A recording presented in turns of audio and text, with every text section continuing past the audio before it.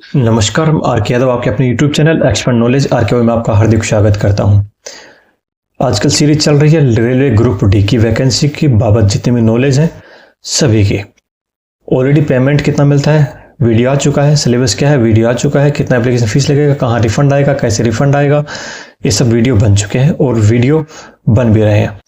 आज जैसे आपने थंबनेल पढ़ा होगा, बात कर रहा हूँ डॉक्यूमेंट्स की। फॉर्म भरने से पहले ये डॉक्यूमेंट्स आप बनवा लीजिए, तो आपका ये डॉक्यूमेंट्स फॉर्म भरने से पहले बनवा लेंगे तो आपका फॉर्म एकदम एग्जैक्ट सही भरा जाएगा, रिजेक्ट नहीं होगा। आप अपनी चाहने वाली नौकरी रेलवे ग्रुप डी की नौकरी प्राप्त कर सकेंगे।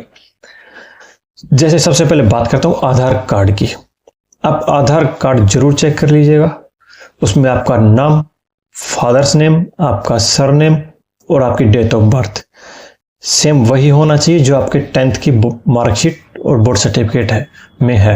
जैसे पहले मार्कशीट और बोर्ड सर्टिफिकेट अलग अलग आता था, आजकल दोनों एक आता है, या किसी स्टेट वगैरह में अलग अलग आता हो तो वो अलग अलग है। तो दोनों में अपना मतलब बोर्ड सर्टिफिकेट, मार्कशीट और 10th का आधार कार्ड, इन तीनों में आपका नाम, फादर्स नेम और सरनेम और डेट ऑफ बर्थ सेम होना चाहिए।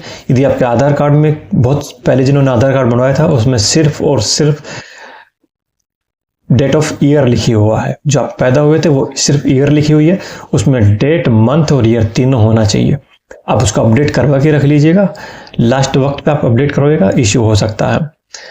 तो उसमें डेट भी आना चाहिए, मंथ भी आना चाहिए और ईयर भी आना चाहिए। आधार कार्ड में आप जरूर चेक कर लीजिएगा। अपने नाम के साथ में आपका सरनेम लगा है या नहीं लगा है, 10th की मार्कशीट से मेल कर लीजिएगा। फादर्स नेम के साथ में सरनेम लगा है या नहीं लगा है, 10th की मार्कशीट के साथ में मेल कर लीजिएगा। और डेट ऑफ बर्थ तीनों आप अपडेट रहिएगा। हो सकता है आपने बहुत पहले अब आधार कार्ड बनवाया हो तो वो उसमें फोटो आपकी बहुत पहले की होगी, फिंगरप्रिंट अपडेट नहीं होगा, तो वो जरूर कर लीजिएगा। उसमें फोटो अपडेट करके लेटेस्ट जो फोटो है वो दे लीजिएगा। जैसे अभी मोस्टली जिन्होंने 2013-14 में जब ये मतलब एक तूफान आया था कि बनवा लो, उस समय बनवाया होगा तो उसको लगभग 12-13 साल हो गया है, तो अपना फोटो भी चेंज हो गया होगा, तो उसको अपडेट जरूर करवा लीजिएगा। मोबाइल नंबर उसमें मेंशन कर दीजिएगा, बाद में जरूर काम आएगा। तो आधार नंबर हो गया। उसके अलावा 10th की मार्कशीट और सर्टिफिकेट यदि आपके पास नहीं है तो ले लीजिएगा। खो गया है तो अपना दोबारा के लिए आप एप्लीकेशन देके दोबारा ले लीजिएगा।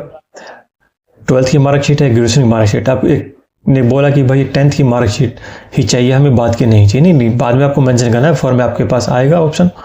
आप 12th पास है तो 12th का भी मेंशन करिए, ग्रेजुएशन है तो ग्रेजुएशन करिए। उसके बाद जब आप नौकरी लग जाएंगे उसमें आपका प्रमोशन होगा तो उस समय आपके काम आएगा कि उस समय आप फॉर्म भरते वक्त आपने भरा था कि मैं 12th हूँ, तो 12th के हिसाब से आपको प्रमोशन होगा।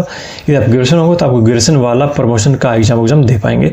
अंत वही चीज़ आप अब 10th पढ़ देंगे, जब नौकरी लग जाएंगे तो उसके बाद फिर आप जमा कराते रहेंगे, फिर ज़्यादा परेशानी होगी। तो अभी आप मेंशन कर दीजिएगा उन तीनों में, 10th, 12th और ग्रेजुएशन में आपका नेम सेम होना चाहिए, फादर्स नेम सेम होना चाहिए, डेट ऑफ बर्थ सेम होनी चाहिए, सरनेम वगैरह है तो सेम होना चाहिए, नहीं है तो कोई इश्यू नहीं है। उसके अलावा आता है caste certificate, OBC, SC, ST का होना चाहिए, जो इसमें आप एलिजिबल हो वो सब आपका होना चाहिए।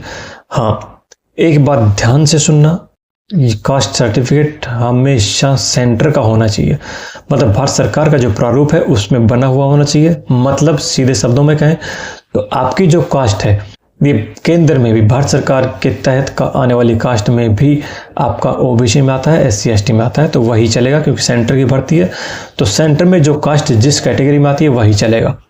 जैसे बहुत सी कैटेगरी है, बहुत सी कास्ट है जो सेंटर में ओबीसी में आएंगी लेकिन स्टेट में उनको जनरल में है, या फिर उल्टा भी हो सकता है, इधर वो एससी में आती है उधर से ओबीसी में आती है, उधर जनरल में आती है। मतलब जो आपका सेंटर में है सेंटर का बनना चाहिए, 1 साल पहले से पुराना नहीं होना चाहिए, 1 साल का बना होना चाहिए। विशेषकर सेंटर का ये ध्यान रखना, सेंटर का बनना चाहिए। बनेगा कहाँ? कंप्यूटर की जो दुकानें होती हैं, ऑनलाइन कैफे होता है, जैसे राजस्थान में जिसको ई मित्र बोलते हैं, कहीं ई शाखा बोलते हैं, अलग अलग जगह अलग अलग बोलते हैं। तो वहाँ जो ऑथराइज कंप्यूटर की दुकान है, ऑथराइज जो सेंटर है रेलवे भारत सरकार के द्वारा, उनमें बनेगा। आपकी तहसील, एसडीएम ऑफिस वगैरह में भी बनेगा, वहाँ भी आप जाके अप्लाई कर सकते हैं, वहाँ पे भी ऑथराइज सेंटर होते हैं। एक आता है ईबीसी और ईडब्ल्यूएस, दोनों का अंतर समझ लीजिएगा। इकोनॉमिक बैकवर्ड क्लास है ईबीसी और एक होता है economic weaker section EWS. EWS होता है जो जनरल कैंडिडेट को 10% रिजर्वेशन मिलता है, जिनकी वो आय कम होती है उनको, वो ईडब्ल्यूएस वाले होते हैं। और ईबीसी वाले होते हैं इकोनॉमिक बैकवर्ड क्लास, जिनकी सकल घरेलू आय, टोटल आय 50,000 से कम होती है, उनको सिर्फ फीस में छूट मिलती है। बाकी कहीं कोई कैटेगरी में कहीं कोई छूट नहीं मिलती है। जो एप्लीकेशन फीस हम पे करते हैं उसमें छूट मिलती है, कट ऑफ में कोई छूट नहीं मिलती। हाँ, ईडब्ल्यूएस में कट ऑफ में छूट मिलती है। एक आता है पीडब्ल्यूडी सर्टिफिकेट, जिसका फिजिकल विद डिफिकल्टी है, विकलांग आदमी है, हैंडीकैप्ड आदमी है, वो अपना अपडेट करवा के रखिए, अपना बनवा के रखिए। 40% उसमें नहीं मेंशन है तो 40% मेंशन करवा के रखिए, उन्हीं को रिजन मिलेगा। 40% से आपका कम है तो आपको रिजन नहीं मिलेगा। आपकी कैटेगरी उसमें मेंशन होनी चाहिए, एक पैर से है, दोनों पैर से है, एक हाथ से, दोनों हाथ से है, आँख से, कान से, मुंह से, नाक से, कैसा भी आपका डिफिकल्टी है उसमें मेंशन होनी चाहिए। उसी के हिसाब से आप फॉर्म फिल कर पाएंगे, अपना रिटर्न दे पाएंगे और उसी हिसाब से भी कट ऑफ होगी। ये चीज़ें हैं। इसके अलावा आपका ईडब्ल्यूएस ईबीसी हो गया, कास्ट हो गया, SC ST हो गया, सर्टिफिकेट हो गया, बस ये चीज़ें हैं। तो आप अपना अपडेट करवा के रखिए, जब भी फॉर्म की डेट आएगी चैनल पे मिल जाएगा। जरूर भरिएगा, मेहनत करिएगा। चैनल पर पहली बार आए तो सब्सक्राइब करिए, अभी तक सब्सक्राइब नहीं किया तो अब कर दीजिए। वीडियो को लाइक करिए, जरूरतमंद को शेयर करिए।